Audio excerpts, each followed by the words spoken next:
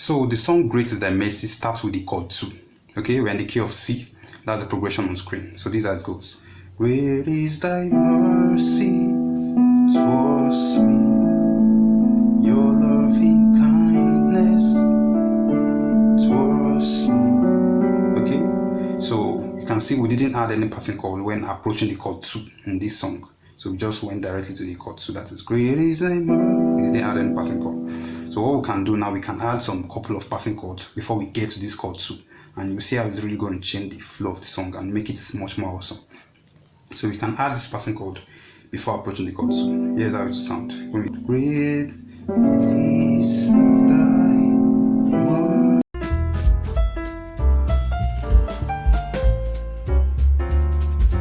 Welcome back to the 5th video in the passing chord series. In this video, we'll be treating 3 passing chords you can use whenever you're approaching the chord 2. Okay, so the first passing chord in my list here is actually called the diminished 4th and 5th. Let me just put it that way: diminished 4th and 5th. So they actually work hand in hand. So whenever you want to play the chord 2 in any song, you can just play the diminished 4th and the diminished 5th before you get to the chord 2. So actually that's what I used to demonstrate the song Great is Thy Mercy at the beginning of this video. So we're in the key of C, remember? This is C major scale.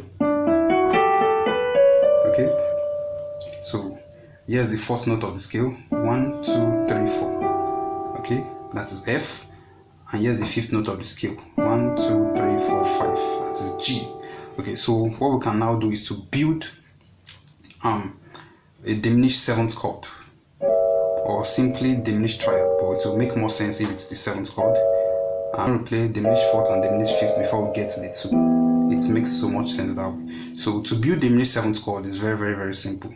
All you just need to do is to identify the notes or the root note of the diminished 7th chord you want to build. So in this case, we want to build the diminished 7th chord or the 4th tone. So we're going to count 1, 2, 3, 4, which is F. Then remember, diminished 7th chord contain 4 notes. Okay, so what you can just do, you just count 1, 2, 3 to get the 2nd note of the chord. You count again 1, 2, 3 to get the 3rd note of the chord, and count again 1, 2, 3. So you can see this is a diminished 7th chord of the 4th tone. So you can see two notes separate all of the notes, but we counted 3 before we get each of the individual notes. So this is the diminished 7th chord of the 4th tone in the key of C. The same thing applies to the 5th. This is the 5th tone. So we count 1, 2, 3 to get the 2nd note of the chord. Count again 1, 2, 3 to get the 3rd note of the chord, and count again 1, 2, 3 to get the 4th note of the chord. So this is the 5th, the diminished 7th chord of the 5th tone. So we're going to play the diminished 4th, diminished 5th before we get to the 2. Okay, it makes so much sense. So look at it in this song, I Surrender All. The song normally starts from the chord 2 like this: I surrender all. Chord 2, okay? I surrender all. You understand? So this chord 2, we can add this diminished 4th and 5th before getting to it. This is how it will sound when we add it. I surrender all. I surrender all. You can see right there, I added the diminished 4th and 5th before getting to the 2.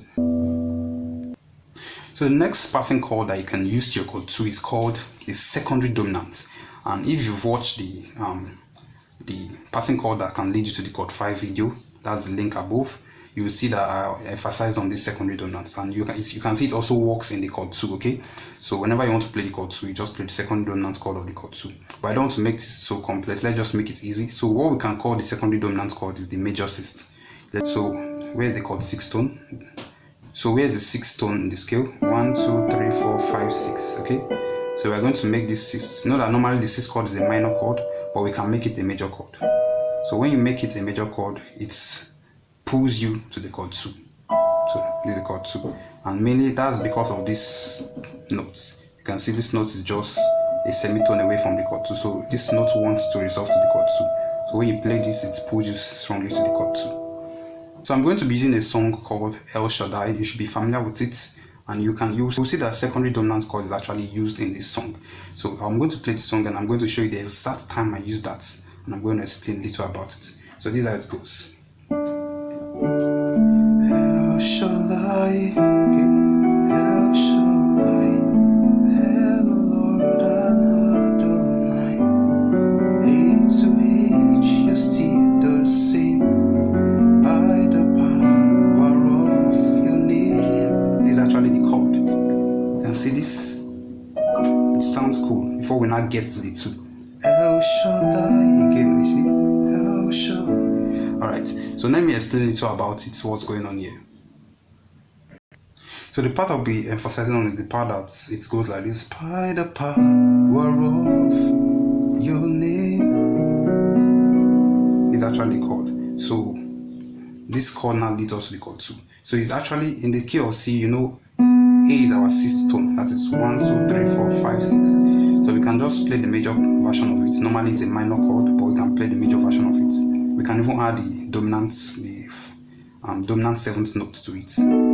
This will even give it more pull and more quality before we get to the chord 2. Okay. By the power of your name. This is the chord. Okay. How shall I? So it also works in many other songs, but I just picked just this to save time. Okay. So let's move to the next passing chord.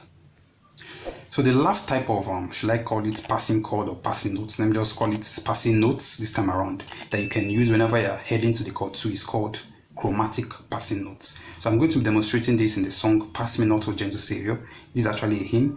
I'll be demonstrating this chromatic passing note in the key of C sharp, but I'm going to be explaining it in the key of C. Alright.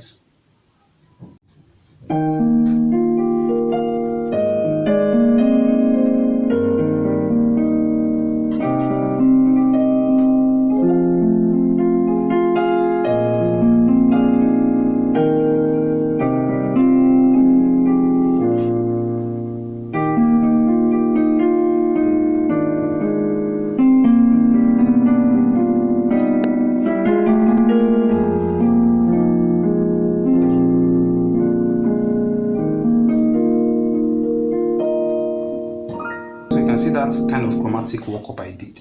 So that's a very, very wonderful way also resolving to the chord 2. So let me break it down. The work up is very simple. Remember, we're in the key of C. So what we will do with our right hand, we start from the flat 2 notes. So this is the first note, second note, we flat it, this, and on the left hand we start from the 3rd note. Okay, this is the 3rd note of the scale. So we'll now be working up chromatically, just adding semitones. So we're going to add 4 semitones. That is. That's just simply it. But what you can do in your right hand to make it much more awesome is, after adding the 4 notes, after adding the 4 semitones, that is this 1, 2, 3, 4. You can just strike this 5th note before you get to the 2. Very simple. So it's going to be like this. Not pass me by. So we'll be stopping here for this video. I hope you enjoyed it. If you enjoyed, don't forget to like and subscribe to this channel for more videos like this, because more are to come in future. Okay, so we're going to see you in our next video.